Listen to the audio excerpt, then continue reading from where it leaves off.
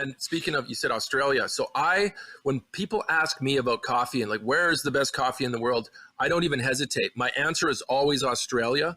And I mean, as far as a culture and the entire nation, like, doesn't matter if you go to in the airport, in a restaurant, or just a quick little kiosk, it's always good. And everybody knows how to make a good coffee there. If it's a flat white or a long black, or, even Starbucks has incorporated the flat white into their menu, which is, from that part of the world. And I always ask, people in coffee shops, not that I'm quizzing them or something, but I'm like, like a lot of people think, well, it's got to be Italy. That's the best, that they must know their coffee. And yes, they do. But in my experiences down there, that's like Melbourne is my coffee city. That's my top spot in the world. And it's up for debate, but I'll say that place is my favorite. I'm with you on that. It's definitely in my top.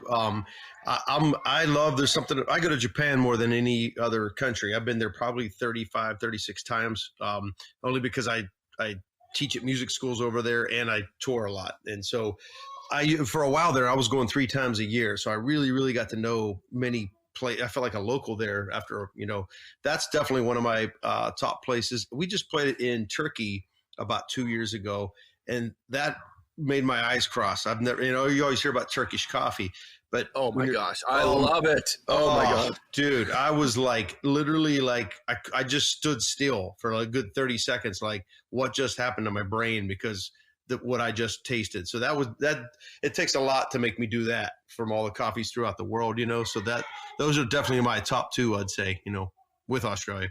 Yeah, I agree. Any sort of Mediterranean countries where you can get just a strain of a Turkish version, in the little cup, the little pot that they serve it in. And usually it's pretty sweet, but you can sometimes get it cut with half the sweetener in it. But I like anything,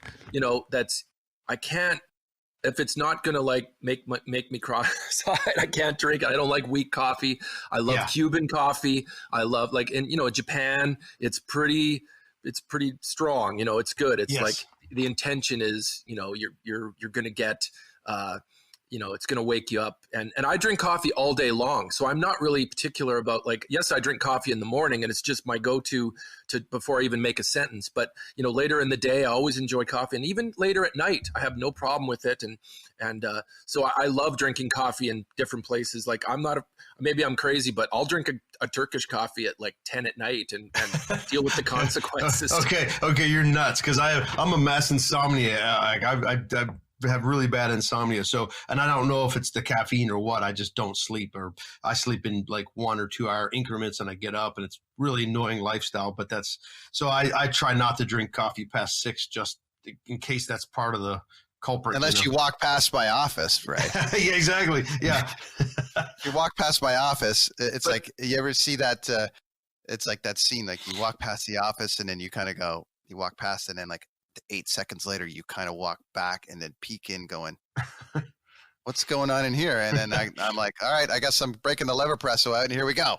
It never fails too. Donnelly's always every time I pass your office, it's always no matter what, morning, noon, or night, it's like, you're like, hey, Ray, hey, have you tried this one? Check this out. Hey, check that. And it's like, you'll be in the middle of doing all this business corporate stuff. And all of a sudden it's like, no. This is really important. This bean right here. Check out what I'm doing. And you should explain what you made with the cup thing in catering. What the heck was that all about? You know what I'm talking about? There was I was traveling with the lever presso. I was making the portable espressos. I also had an AeroPress I'm traveling with. Yeah. Which I was making. I think that's what you're referring to. So Fitzy knows about the Tim Wendelbo place in Oslo, Norway, which is renowned as the top AeroPress cafe in the world. Which I recently got to attend and go to, thanks to Brent Donnelly. It's the best. This is the insanity, by the way, Fitz, because you were the coffee guy, but here we are, directing you around the world. But it's the AeroPress, which is, basically people feel it's one of the things that makes one of the best coffees in the world. And you can make it any style. I learned how to make an espresso inside of it.